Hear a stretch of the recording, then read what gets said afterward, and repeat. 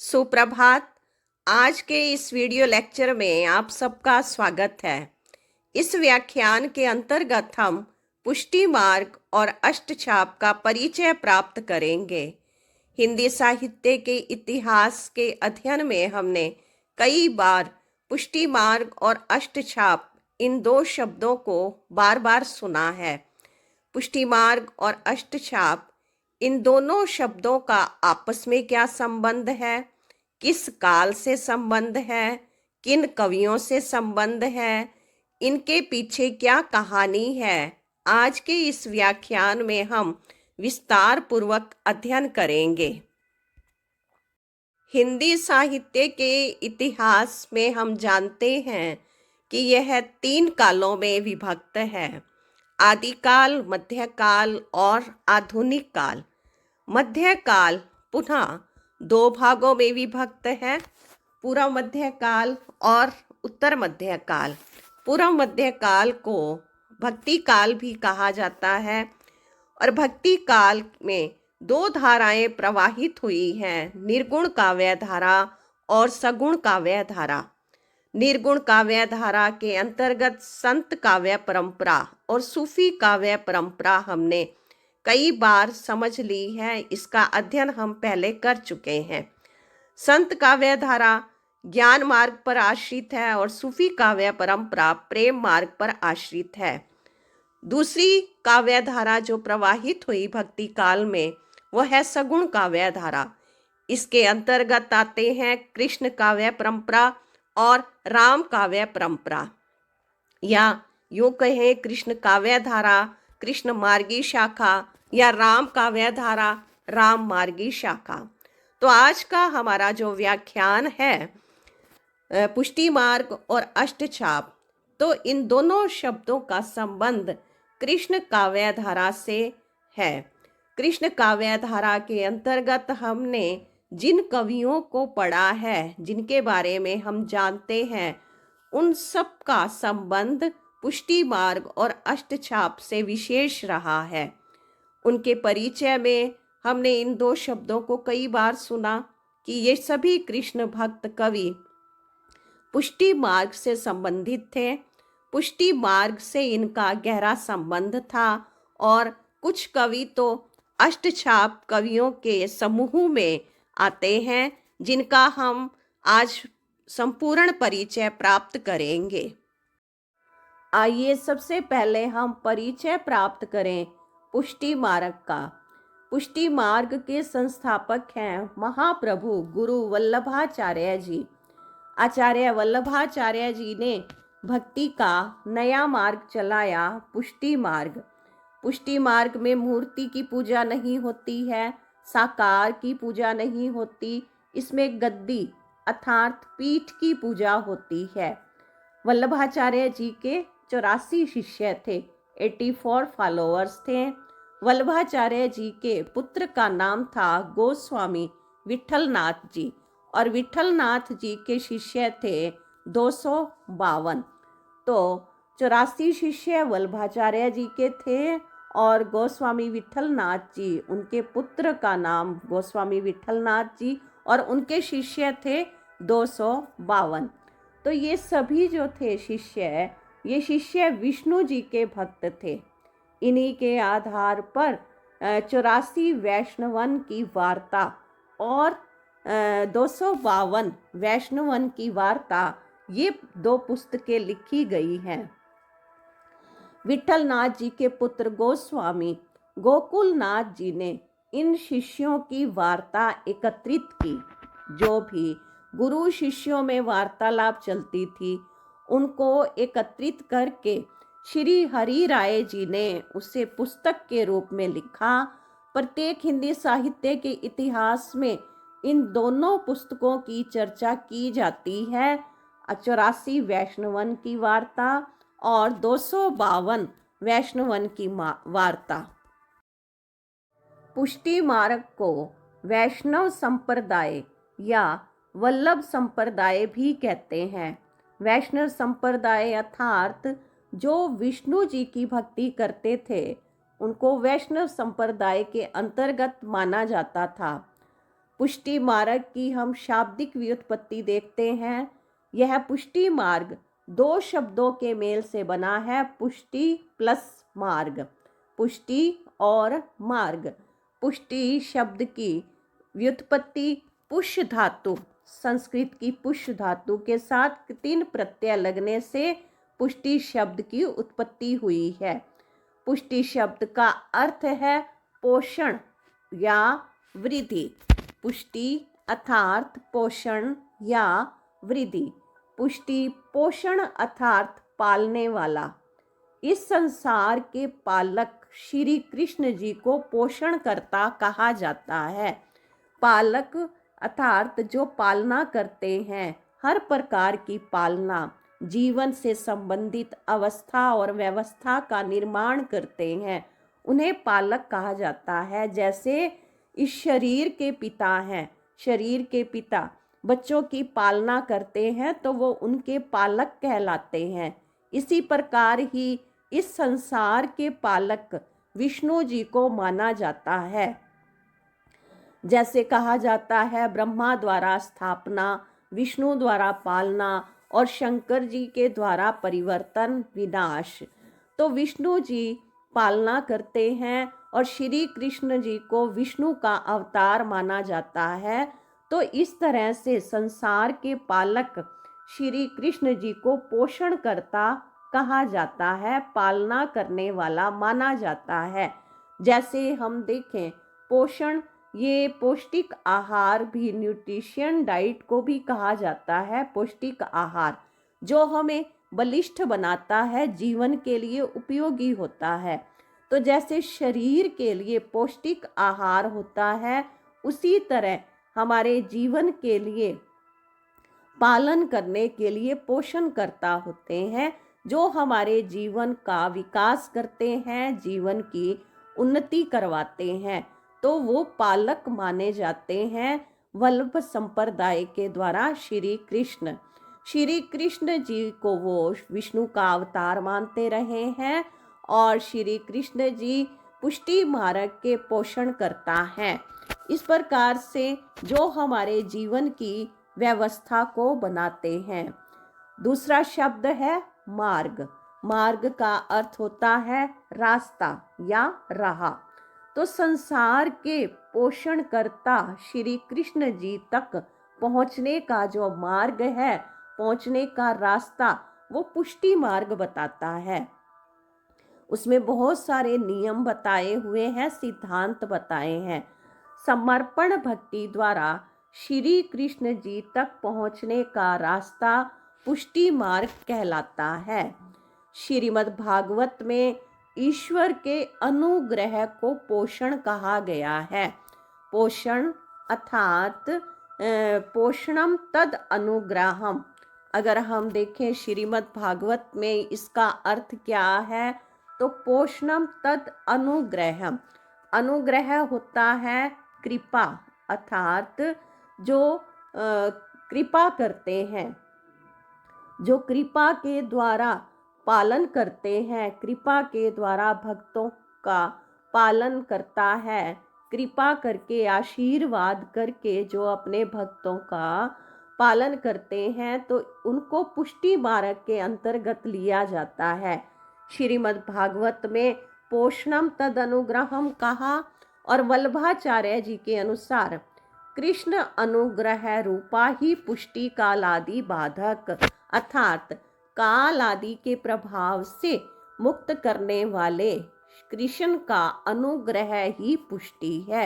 अनुग्रह अर्थात आशीर्वाद, कि काल आदि माया आदि के प्रभाव से मुक्त हो करना, ये श्री कृष्ण जी की कृपा है। श्री कृष्ण जी जिसके ऊपर कृपा करते हैं, यही पुष्टि कहलाता है, यही पालन कहलाता है। और ये कृपा करने वाले श्री कृष्ण पुष्टिकर्ता, पालन करता कहलाते हैं और उनकी कृपा को पुष्टि कहा जाता है। जिस पोषण द्वारा ईश्वर के अनुग्रह या कृपा को प्राप्त किया जा सके, वह पुष्टि मार्ग है।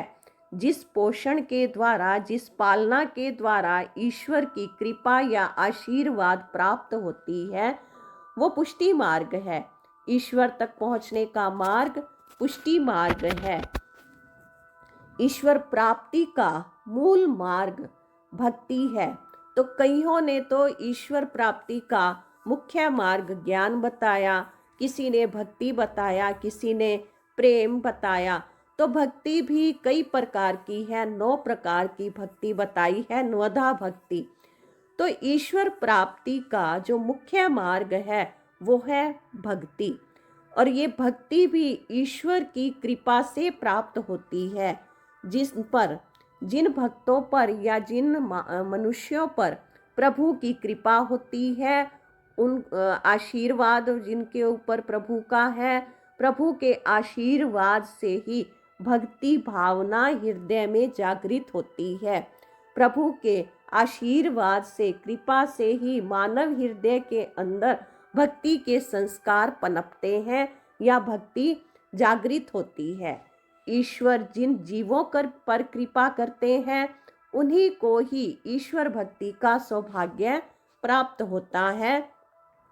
जिन पर प्रभु की आशीर्वाद है, उन्हीं के मन के अंदर प्रभु के प्रति भक्ति के भाव उत्पन्न होते हैं, जागृत होते हैं। ईश्वर व जीव में पोषक और पोष्य का संबंध है। पोषक अर्थात पालन करने वाला, पोष्य अर्थात जिसकी पालना की जा रही है वो है पोष्य। तो पोषक और पोष्य का संबंध है। इसी संबंध को ही पुष्टि कहा जाता है, जो पूरी तरह से ईश्वरीय अनुग्रह पर आधारित है, ईश्वरीय कृपा पर आधारित है, जिसका जीवन प्रभु पर आधारित है, प्रभु के आश्रय, प्रभु के सहारे पर चलता है। तो पुष्टि मार्ग में विशेष श्री कृष्ण के आधार पर जिनका जीवन चलता रहा है, वही पुष्टि मार्गीय संत, कवि, भक्त कहलाए हैं। इसमें भक्त स्वयं को भगवान के आश्रय छोड़ देता है, अर्थात पूरी तरह से प्रभु पर समर्पित हो जाता है, उन्हीं के आधार पर अपना जीवन व्यतीत करता है। भगत का भगवान की ओर ध्यान लगे, इससे पहले ही प्रभु भगत पर अपनी कृपा की वर्षा कर देते हैं।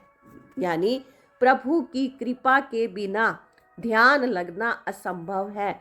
जिसको भी यह ध्यान लगने का आशीर्वाद प्राप्त हुआ है, वही ही परमात्म ध्यान, प्रभु ध्यान, कृष्ण ध्यान से जुड़ पाया है।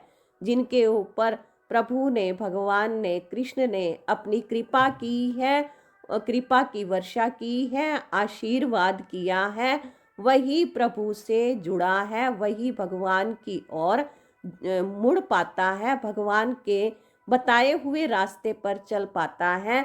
तो प्रभु की कृपा के बिना भक्ति असंभव है। तो यहाँ पर जो बताया गया है, तो सबसे पहले प्रभु की कृपा इस प्रकार से होती है कि मानव हृदय के अंदर भक्ति जागृत होती है, प्रभु प्रेम जागृत होता है। दूसरा यहाँ बताया है, कृष्ण की मुरली द्वारा गोपियों पर कृपा वर्षा होती है। तो उसी तरह से ही गोपियों के ऊपर मुरली के द्वारा भी आशीर्वाद का ही जैसे रूप दिखाया गया है कि जिन गोपियों को मुरली सुनने का अवसर प्राप्त हुआ है, तो ये भी प्रभु की कृपा से हुआ। जिनके ऊपर प्रभु की कृपा हुई, उन गोपियों ने कृष्ण की मुरली को सुना है। तो कृष्ण की मुरली अनुग्रह संचारिका है, यानी कृपा प्रवाहित करने का साधन है। तो ये भी एक कृपा का साधन बन गई मुरली। मुरली के द्वारा जो वो श्री कृष्ण के पास जाकर के प्रेम में तल्लीन होकर के रास किया करती थी, तो वो भी उनके हृदय के अंदर ये प्रेम भाव भी तब जागृत हुआ जब श्री कृष्ण ने उनके ऊपर कृपा की। तो पुष्टि मार्ग के अंतर्गत विशेष ये सिद्धांत लिया गया है या माना जाता है जिन पर प्रभु कृपा करते हैं, आशीर्वाद करते हैं, वही भक्त, उन्हीं भक्तों के मन में भक्ति के बीज अंकुरित होते हैं, भक्ति के भाव जागृत होते हैं। तो पुष्टि मार्ग में 3 प्रकार के जीव बताए हैं। तो पहला जीव है प्रवाह जीव। जो जीव जन्म मरण के बंधन में बंधे रहते हैं वो प्रवाह जीव कहलाते हैं। जो इन सांसारिक बंधनों में बंधे हुए हैं वो प्रवाह जीव कहलाते हैं। दूसरे हैं मर्यादा जीव, जो वेद उपनिषदों आदि का अध्ययन करते हैं और इन वेद उपनिषदों के अध्ययन द्वारा ब्रह्म को प्राप्त करना चाहते हैं, प्रभु को प्राप्त करना चाहते हैं। वो विशेष कोई ना कोई प्रयास करते रहते हैं, कोशिश करते हैं, वो मर्यादा जीव कहलाते हैं। तो प्रवाह जीव और मर्यादा जीव।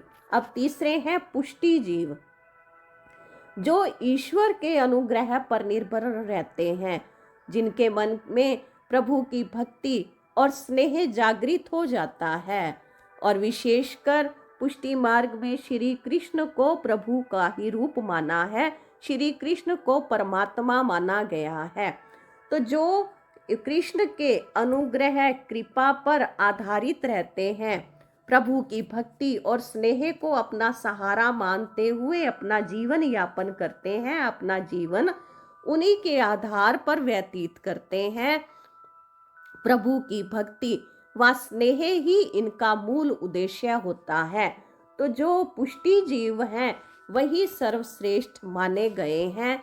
इन्हें शुद्ध पुष्टि जीव भी कहा जाता है। तो विशेष जो शुद्ध पुष्टि जीव हैं वो प्रभु से प्रेम भक्ति करते हैं। उनके हृदय में कृष्ण के प्रति प्रेम अधिक होता है, बहुत ज़्यादा होता है। वे उन्हीं के सहारे ही पूरा जीवन अपना बिताते हैं। प्रवाह पुष्ट भक्त संसार में रहते हुए सभी सुखों का उपभोग करते हुए भक्ति में लीन रहते हैं। और मर्यादा पुष्ट भक्त सुखों से न्यारे होकर के भगवान के भजन कीर्तन में लगे रहते हैं। तीसरे जो है पुष्ट भक्त जो हैं वो पुष्टि जीव ईश्वर के अनुग्रह पर, भगवान का जिनको अनुग्रह कृपा आशीर्वाद प्राप्त हो जाता है, वे भगवान की भक्ति में तल्लीन रहते हैं। नेक्स्ट हमने एक शुद्ध पुष्ट जीव भी हैं, भगवान की लीलाओं से जिनका मानसिक संबंध हो जाता है, जो मन से पूरी तरह से उनके साथ तल्लीन हो जाते हैं, प्रभु की लीलाओं में मग्न हो जाते हैं और वो उनका जीवन भी ईश्वर पर ही आश्रित रहता है, वो शुद्ध पुष्ट भक्त कहलाते हैं, शुद्ध पुष्टि जीव कहलाते हैं, जिनका अंतर मन प्रभु से जुड़ जाता है और वो उनके साथ लीला करने में तल्लीन रहते हैं। पुष्टि मार्गी भक्ति राग और अनुराग युक्त भक्ति है, जिसमें कर्म कांड नहीं है। अधिकतर कृष्ण भक्त कवि पुष्टि मार्ग थे। तो पुष्टि मार्ग में पुष्टि भक्ति भी 4 प्रकार की है। प्रवाह पुष्टि भक्ति, तो इसमें जन्म मरण के चक्कर में फंसे जीव या भक्त इन जन्म मरण के चक्रों और बंधनों से छूटने के लिए प्रभु का स्मरण करते हैं। दूसरा है मर्यादा पुष्टि भक्ति। इसमें भक्त वेद शास्त्रों का अध्ययन करते हैं और इन वेद शास्त्रों के अध्ययन और साधना के द्वारा मोक्ष प्राप्त करना चाहते हैं, मुक्ति प्राप्त करना चाहते हैं। तो दूसरे प्रकार की भक्ति करने वाले हैं ऐसे जीव जो वेद शास्त्रों का अध्ययन करते हैं और उनको फल के रूप में मुक्ति चाहिए, अर्थात वो मोक्ष प्राप्त करना चाहते हैं, जन्म मरण से छूटना चाहते हैं। फिर तीसरे प्रकार की भक्ति है पुष्टि भक्ति। इसमें भक्त स्वयं को प्रभु पर समर्पित कर देते हैं और प्रभु के लोक में प्रभु के साथ लीला के अधिकारी बनते हैं। इसमें प्रभु अर्थात श्री कृष्ण जी को प्रभु भगवान माना गया है, तो वो कृष्ण के लोक में कृष्ण के साथ रास लीला करने के अधिकारी बन जाते हैं। चौथा, शुद्ध पुष्टि भक्ति। इसमें भक्त पूरी तरह से ईश्वर पर समर्पित होते हैं। प्रभु की शरण में आने पर भक्त के सभी कष्ट दूर हो जाते हैं। वो इसी धारणा से प्रभु की शरण में रहते हैं। उनके मन में ये विश्वास रहता है कि प्रभु की शरण में आने पर, प्रभु का आधार लेने पर हमारे सभी कष्ट दुख दूर हो जाएंगे, समाप्त हो जाएंगे। भक्त की मुक्ति अति शुद्ध एवं सरल व सुगम होती है, यानी कि इसमें जो भक्त है उसको अनेक प्रकार के अध्ययन करने की आवश्यकता नहीं होती है। उनको सरलता से ही, सुगमता से मोक्ष प्राप्त हो जाता है। वो मोक्ष के लिए मेहनत करते नहीं हैं, लेकिन उनको मोक्ष प्राप्त हो जाता है। वो प्रयास करते हैं प्रेम युक्त भक्ति का, उनको प्रभु से प्रेम रहता है और उन पर पूरी तरह से समर्पित होते हैं। उनका जीवन प्रभु पर पूरी तरह से अर्पण होता है, तो उनको उनके फल स्वरूप मोक्ष और मुक्ति की प्राप्ति बड़ी सरलता और सुगमता से हो जाती है। परंतु जैसे हमने पीछे देखा कि यह मर्यादा पुष्टि भक्ति में वेद शास्त्रों का अध्ययन करके वो मेहनत करके मोक्ष प्राप्त करना चाहते हैं। इनमें फर्क क्या है? क्योंकि जो शुद्ध पुष्टि भक्ति है उसमें भक्त पूरी तरह से ईश्वर पर समर्पित होता है और वो प्रभु से प्रेम करते हुए, उसी प्रेम में तल्लीन रहते हुए मोक्ष का अधिकारी हो जाता है। पुष्टि मार्ग में शुद्ध पुष्टि जीव और शुद्ध पुष्टि भक्ति अति महत्वपूर्ण है, क्योंकि इसमें प्रभु पिता की तरह और भक्त बच्चे की तरह है। जैसे बच्चा पिता पर पूरी तरह से आश्रित होता है और पिता बच्चे के संरक्षक होते हैं, बच्चे का पालन पोषण करते हैं, वे उसके पालनकर्ता होते हैं। उसी तरह से प्रभु पिता के रूप में भक्त का बच्चे की तरह ही पालन पोषण करते हैं और वो भक्त प्रभु पर पूरी तरह से समर्पित होता है। तो यहाँ अब हम देखेंगे पुष्टि भक्ति की अवस्थाएं। सबसे पहले है भगवत प्रेम, प्रभु प्रेम, भगवान के प्रति रुचि, भगवान के प्रति पूर्ण श्रद्धा, प्रेम और विश्वास और संसार से वैराग्य। भगवत प्रेम भक्ति या राग अनुराग भक्ति श्रृंगार के रूप का आध्यात्मिक रूपांतरण होता है। सांसारिक प्रेम प्रभु प्रेम की ओर रूपांतरित हो जाता है, परिवर्तित हो जाता है।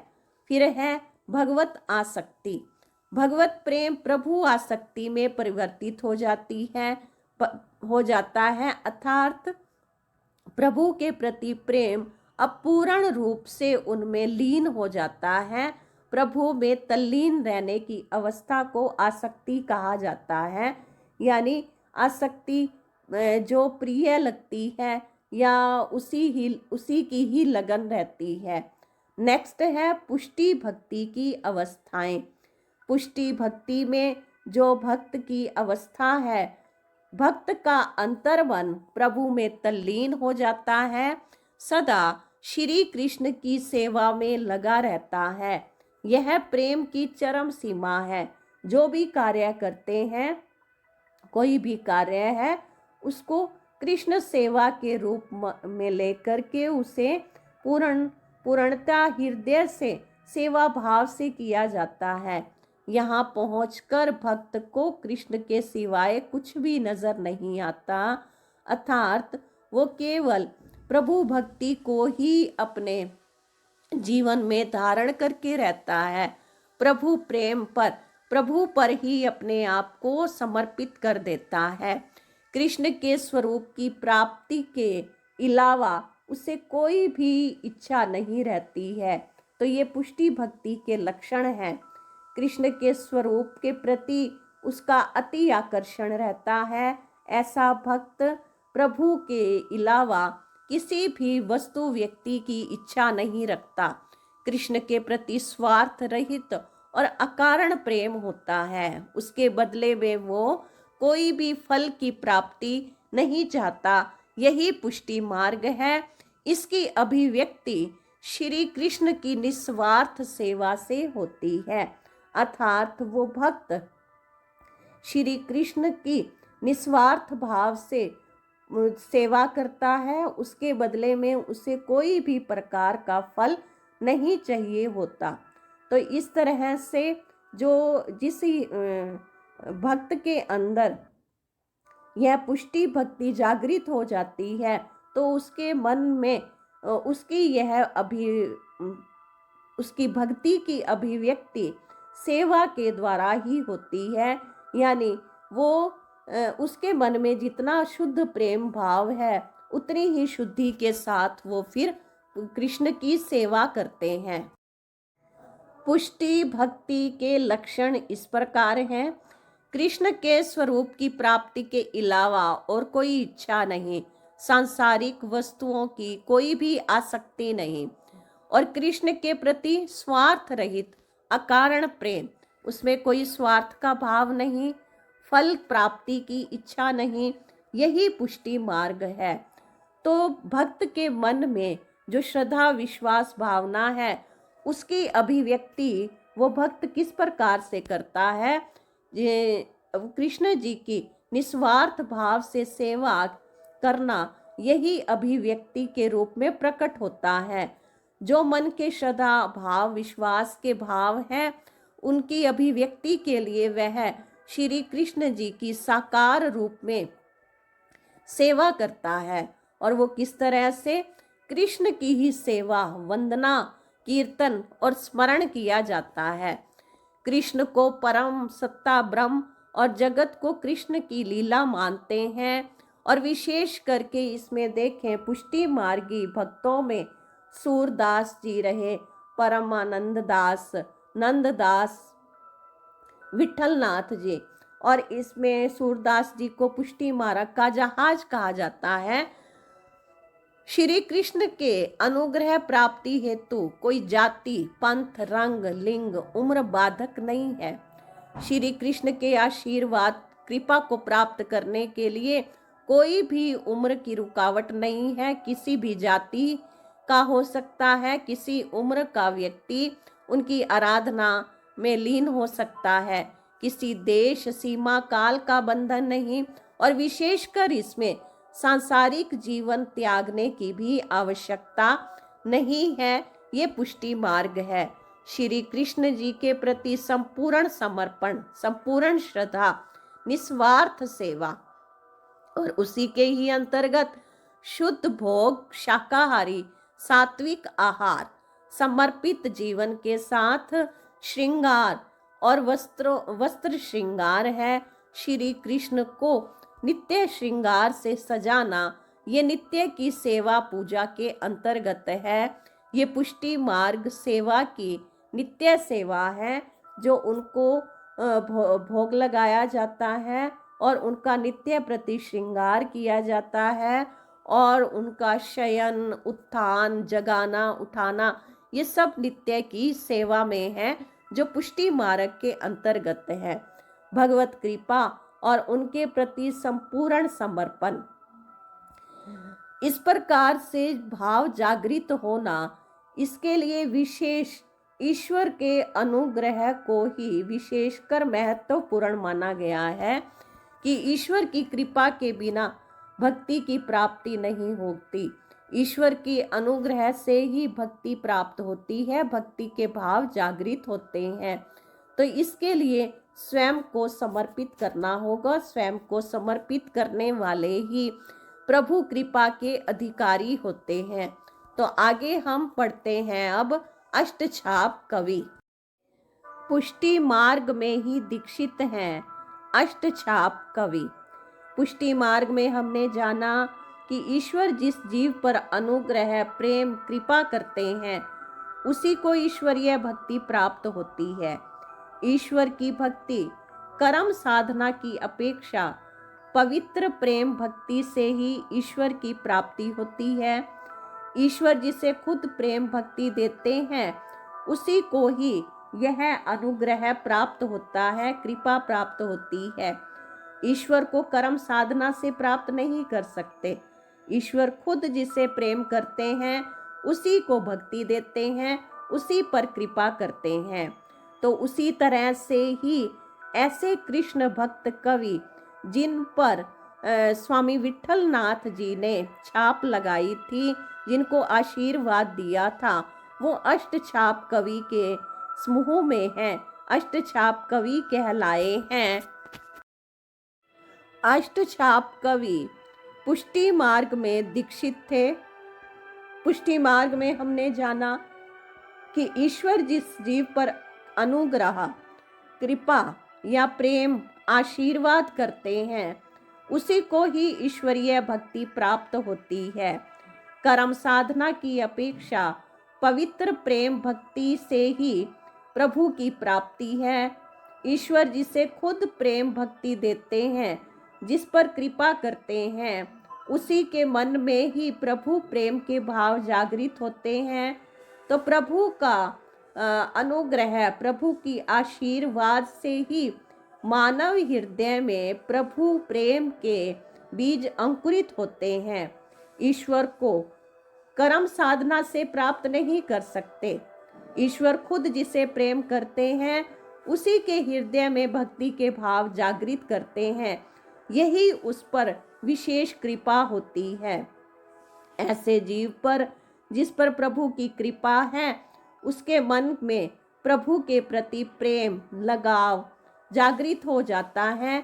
तो इसी प्रकार ही ये अष्टछाप कवि हैं जिनके हृदय में प्रभु प्रेम जागृत हुआ और इनके ऊपर फिर स्वामी विठल नाथ जी ने अपने आशीर्वाद की छाप लगाई, उनकी एक मंडली बनाई, समूह बनाया जो अष्टछाप के कवि कहलाए।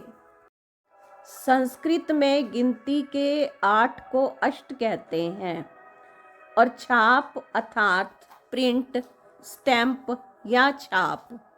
तो अष्टछाप में उन 8 भक्तों को लिया गया है जो कृष्ण को अपना आराध्य मानते थे, कृष्ण की आराधना करते थे। वल्लभाचार्य जी के 4 शिष्य कुंभन दास, सूरदास, परमानंद दास, कृष्णदास और विठलनाथ जी के 4 शिष्य थे गोविंद स्वामी, चीत स्वामी, चतुर्भुज दास, नंद दास। इन 8 शिष्यों का एक समूह बनाया, ग्रुप बनाया, मंडली बनाई और इन पर स्वामी विठलनाथ जी ने आशीर्वाद की छाप लगाई। इन 8 भक्तों को लिया गया जो कृष्ण के भक्त थे। महाप्रभु श्री वल्लभाचार्य जी के पुत्र विठलनाथ जी ने अष्टछाप की स्थापना की है। भक्ति कालीन इन 8 कवियों का समूह बनाया जो विभिन्न पद व कीर्तन द्वारा श्री कृष्ण जी की लीलाओं का गुणगान करते थे। श्रीनाथ जी की 8 पहर की सेवा के लिए इनको नियुक्त किया, इनका चयन किया गया और इनकी ड्यूटी लगाई गई, इनके ऊपर जिम्मेवारी सौंपी गई कि वो 8 पहर श्रीनाथ जी की सेवा करेंगे। 8 पहर 8 याम उनकी आराधना करेंगे। वहीं उसी मंदिर में ही इन सबको रखा गया, उन्हीं पर ही आश्रित थे, यानी कि पूरी तरह से श्रीनाथ जी पर समर्पित थे ये 8 कवि। तो इन 8 कवियों ने कृष्ण जी की आराधना की, उपासना की। ये विशेष आराध्य श्री कृष्ण जी के प्रति अपने समर्पित श्रद्धा भाव को लेकर के उन्हीं के ही मंदिर में रहा करते थे। ये 8 भक्त नाम सेवा और स्वरूप सेवा करते थे। पुष्टि मार्गीय सेवा में क्रियात्मक और भावात्मक रूप से सेवा को महत्व दिया गया है, जिसमें 8 कर्म हैं। पहला है मंगलाचरण, मंगल किया जाता है, फिर श्रृंगार किया जाता है, ग्वार है, राजभोग लगाया जाता है, उठाया जाता है, संध्या आरती है, शयन है। तो ये 8 प्रकार के कर्म आठों पहर में किए जाने वाले और 8 भक्तों की जिम्मेवारी पे ये नित्य सेवा का कार्य सौंपा गया था। ये 8 कवि अति श्रेष्ठ थे, भजन कीर्तन में निपुण थे, ब्रजभूमि के निवासी थे। इन कवियों ने अपनी रचनाओं व कीर्तन के माध्यम से श्री कृष्ण जी का गुणगान किया, आराधना की। ब्रज भाषा में रचित उनके गीतों के संग्रह को अष्टछाप कहा है। श्रीनाथ जी के मंदिर की नित्य लीला में ये सभी श्री कृष्ण जी के सखा के रूप में सदा साथ रहते थे, इसलिए इन्हें अष्ट सखा भी कहते थे। ये नित्य सेवा और परंपरागत कीर्तन किया करते थे। इन अष्टछाप कवियों में कुंभन दास जी सबसे बड़े थे और सबसे छोटे थे नंददास जी। और सूरदास जी को पुष्टि मार्ग का जहाज कहा गया है। जब सूरदास जी की मृत्यु हुई तो विठल नाथ जी ने कहा कि पुष्टि मार्ग को जहाज जात है। इनमें से अब हमने विशेष देखा कि वल्लभाचार्य जी के पुत्र थे विठल नाथ जी, और बड़े हैं अष्टछाप कवियों में बड़े हैं कुंभन दास जी, और फिर सबसे छोटे हैं नंददास जी। सूरदास जी विशेष पुष्टि मार्ग के हीरो थे, नायक थे। तो इस प्रकार ये टॉपिक हमने समझा है। आशा करते हैं आपको अच्छे से समझ आ गया होगा पुष्टि मार्ग और अष्टछाप के कवि। धन्यवाद।